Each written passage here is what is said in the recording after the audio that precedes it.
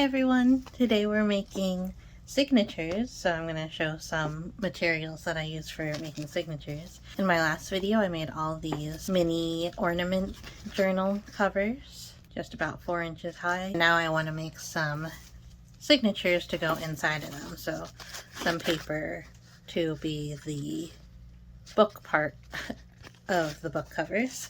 So I'm going to put these aside and show you the kind of papers that I have collected. So I have my handmade papers that I've made before. These are exactly 4x6, so they should work nicely. There's some papers that I'm going to cut down a little bit smaller than 4x6. Handmade papers, which you can definitely find a mold and decal on easily. That comes in the 4x6 size. Then I have some offcut. These come from 12 by 12 pages that I used 8 inches of in other journals that were 8 inches tall. So now I still saved these, so now I can use these in my journals that are 4 inches tall. So I'll be cutting those down. Printer samples, and you can see this says your personalization here, but I'm just going to use them as cut-ups. Some books, some free books that I got from the library in the free section. So this is a coloring book. So it has a bunch of nice pages that I can use, like the more intricate pages for coloring. I can put that right in as a page, but I'll probably still have to cut these up. I think these are about 8 by 8 squares, so I'll have to cut them down to the right size. Some individual coloring pages that I got from the library. Some ornaments, some doves, the snowman, and this kind of wintry scene. So I can use those as pages for my journals.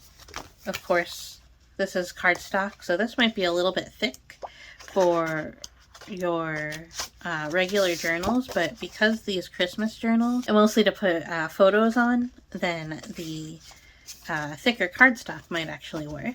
This was also in the free books. Sheet music from Josh Groban about like all the Christmas songs. So here's one called Thankful, and because I'm only going to be using part of it, I'll probably take like this much, and you'll have to kind of get the idea. You won't get the whole song of it. And here's another book that I got from the free section of the library called Herbs for the Holidays. So I can use like even the cover, like the sleeve of it, I can use like that. Those candles would be a really good page, or even this fireplace would be a really good page. And then on the inside, there's some photos. Like I love that Christmas village, and some of these, like, ooh, cinnamon. Some more candles and stuff, but then I'm looking for here's like some Christmas trees. They have some illustrations in here. I'm looking for a better one to show. And I could get like just a section of this picture, and I could probably get like 6 pages out of just that one wreath. Books that you no longer need for the actual content, or like, you know, somebody's already used it and donated it to the library already, so I don't feel bad about taking apart books at all to make new books. And so here's some of those illustrations that are really nice that I would love to put into some of my books today. Then of course I have your regular tea-dyed paper. I have some turmeric dyed paper. I have some just food dyed paper. I have some red napkins that I made faux rice paper out of with glue. I have some painted sheets of book paper that I could put in. And then you can always put in just like random sheets, just white paper, printer paper, or like just random book pages can look nice too. And yeah, so I'm gonna get to cutting them all out. You can also put in napkins that are not made into the faux rice paper, and that gives another textural feeling. And you can also use ribbon. Like if you have pieces of wider ribbon, you can put those in as some smaller sheets. So I'm going to get to cutting and get all of my pages cut up.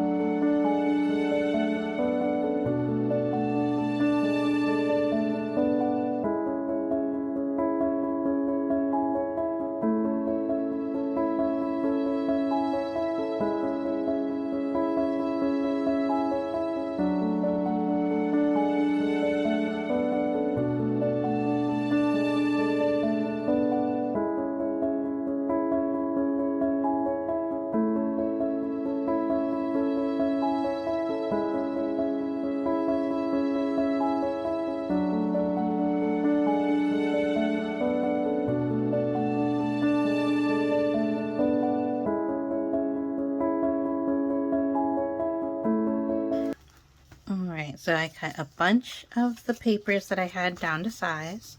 You need to make sure that they are no more than the height of your book cover. We'll work a little bit on how wide they are after we put them into the signatures, but so I just made sure that they were not any taller than the book covers. There are certainly some that are much smaller, much shorter than the book covers, but this is what I did. I cut them into pieces that will fit into the signatures, and then I made piles of 40 because I made 40 book covers. So I'm gonna collate all of these into their signatures because right now they're in like however many piles of 40 pages that I have.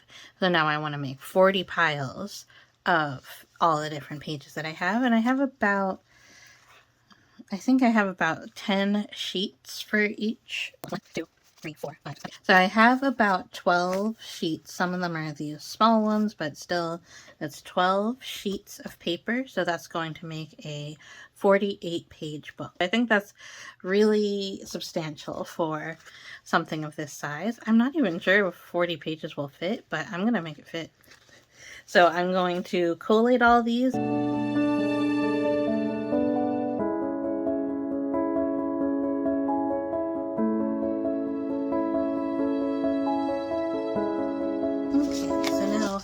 I have everything separated into their signatures. All of these books are going to just be a single signature. So now I'm just stacking them all up like that, and here's my one signature here, and I'm just going to start folding it. So you want to start with the middle. I mean, I guess it doesn't matter. You're just folding them all in half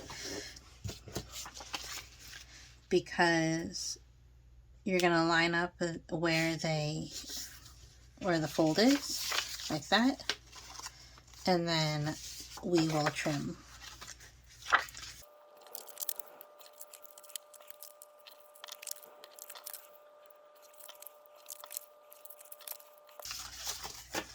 Alright, so they're all folded up like that. This is the last one.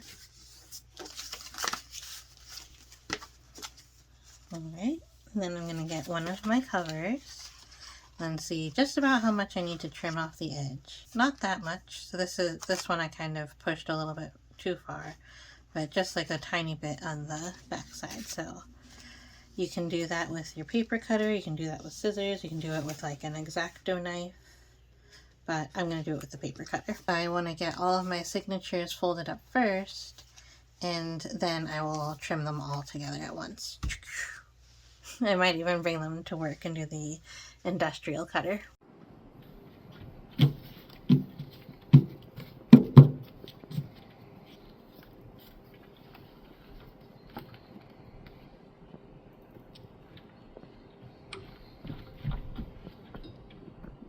Time to trim. Tiny Tim.